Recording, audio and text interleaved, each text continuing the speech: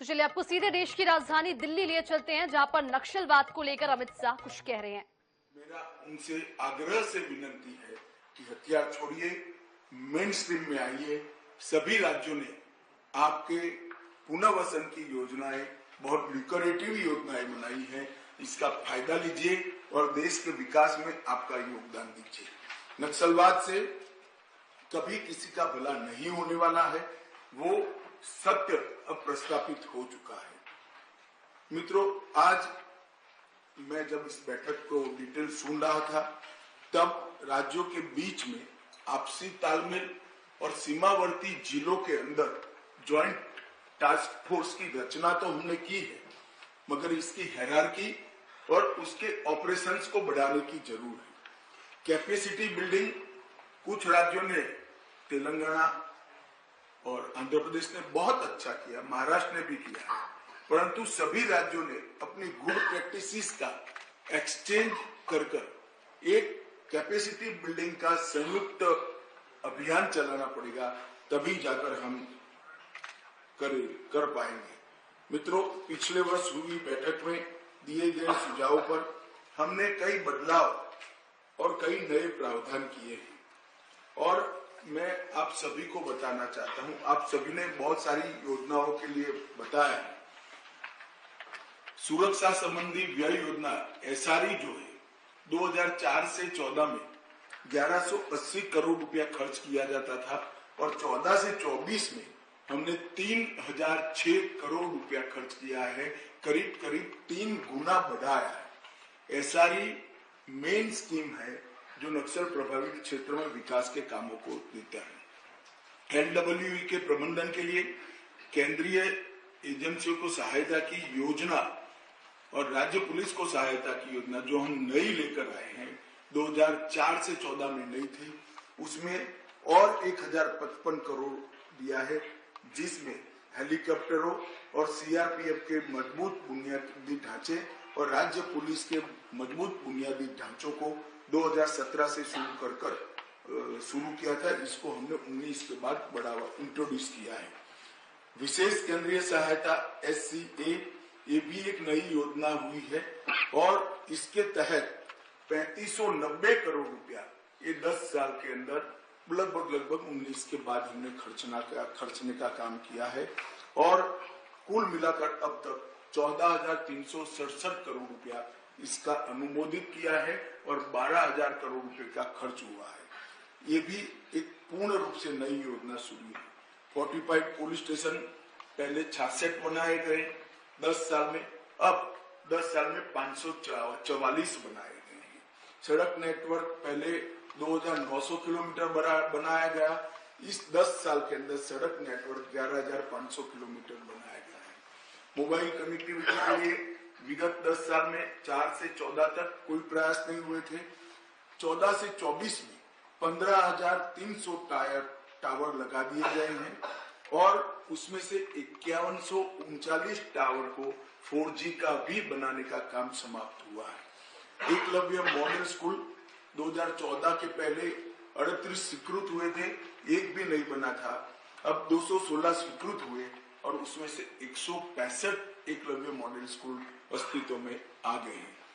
Air efforts, इसके लिए नील खर्चा था, अब लगभग 1000 करोड़ रुपया एयर एफर्ट्स का हम खरीद रहे हैं और ट्रॉमा सेंटर जगदलपुर में बनाया है 131 करोड़ के खर्च से।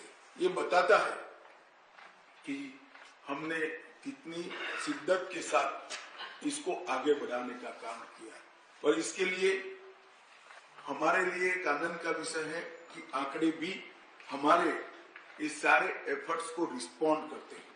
हिंसा की घटनाएं जो पहले 16,463 हुई थी, अब 7,700 तक सीमित हुई है और अगले साल से तो और कम होगी, मगर मैं 10 साल का आंकड़ा कह रहा हूं, लगभग 53% की कमी है और नागरिक और सुरक्षा बलों की मृत्यु में 70% की कमी हुई है।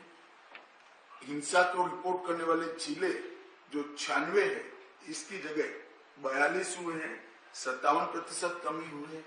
मुख्यमंत्री तेलंगाना ने सच ही कहा है, ये जिलों की संख्या इसलिए थोड़ी ज्यादा रखती है कि 42 में से 21 जिले नए बने। अगर पुराने जिलों का हिसाब करें तो अब सिर्फ 16 जिले बचे हैं। तो 96 जिले में से 16 जिले ही वामपंथी उग्रवाद के लिए बने। हिंसा की सूचना देने वाले पुलिस स्टेशन भी 465 से 171 बने हैं। इसमें 50 पुलिस स्टेशन नए बने हैं। तो एक प्रकार से अब 120 पुलिस स्टेशन ही बचे हैं जहां हिंसक घटनाएं हुई है। और मैं मानता हूं कि ये सभी राज्यों के और केंद्र सरकार के साझा संयुक्त प्रयास का परिणाम है और हम इसको और दृढ़ता के साथ और स्फूर्ति के साथ और एक ही दिशा में आने वाले समय में हम आगे ले जाएंगे, इसका मुझे पूरा विश्वास है। माओवादी इफेक्टेड डिस्ट्रिक्ट की संख्या में भी जो कमी है, इसमें भी कुछ जिलों को हमने, जैसे कुछ मुख्यमंत्रियों का सुझाव आया था, एरिया ऑफ कंसर्न के रूप में चालू रखने का निर्णय किया है, इसलिए वो है। अदरवाइज वहां पर आज शांति हो गई है। छत्तीसगढ़ की सफलता हम सब के लिए उत्साह की प्रेरणा लेकर आई है। छत्तीसगढ़ में केवल हथियारी ऑपरेशन नहीं चलाए, सरेंडर हुए वो भी एक अलग बात है, परंतु इसके अलावा वामपंथी उग्रवाद से प्रभावित सभी जिलों के अंदर छत्तीसगढ़ सरकार ने एक विकास का नया अभियान चलाया है। 300 के आसपास व्यक्तिगत और फैमिली के साथ जुड़ी हुई भारत सरकार और छत्तीसगढ़ सरकार की योजनाओं को 100% सैचुरेशन का लक्ष्य रखा है। इसके कारण गांव में स्कूल पहुंचा है, सस्ता अनाज की दुकान पहुंची है, सस्ती दवाइयों की दुकान पहुंची है, पब्लिक हेल्थ सेंटर बनाए गए हैं और सेकेंडरी स्कूलों की भी शुरुआत हुई। और मुझे कहते हुए आनंद हुआ है कि कई गांव इस चुनाव में ऐसे थे जनरल इलेक्शन में जिन्होंने 30 साल के बाद वोटिंग किया है, वहां पर वोटिंग हुआ है।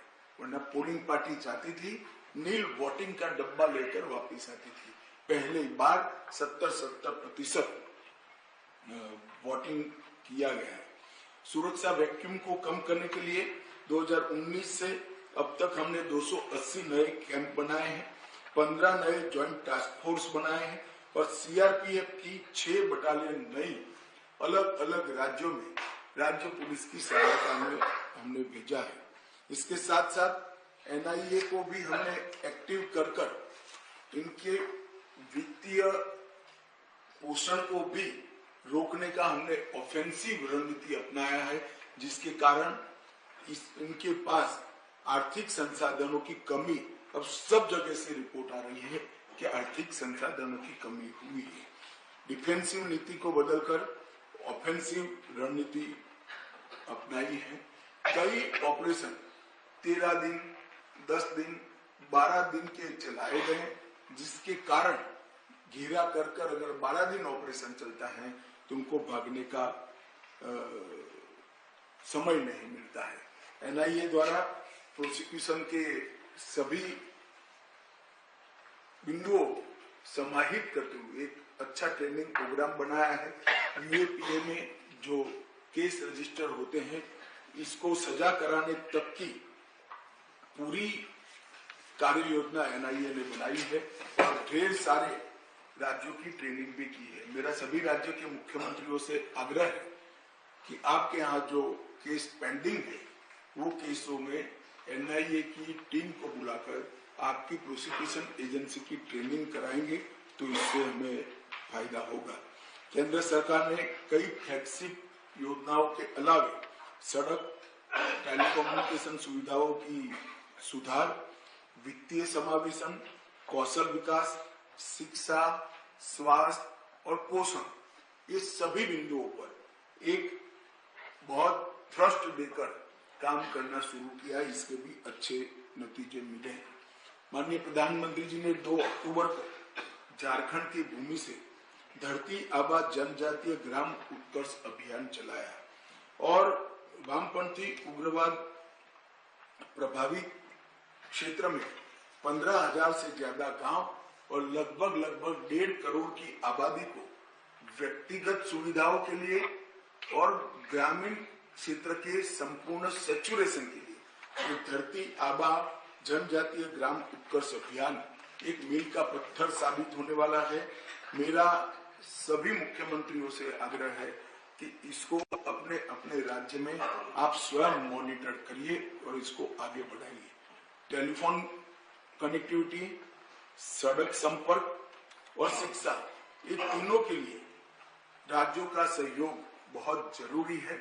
इसके बगैर केंद्र सरकार ये सारे काम समाप्त नहीं कर सकती।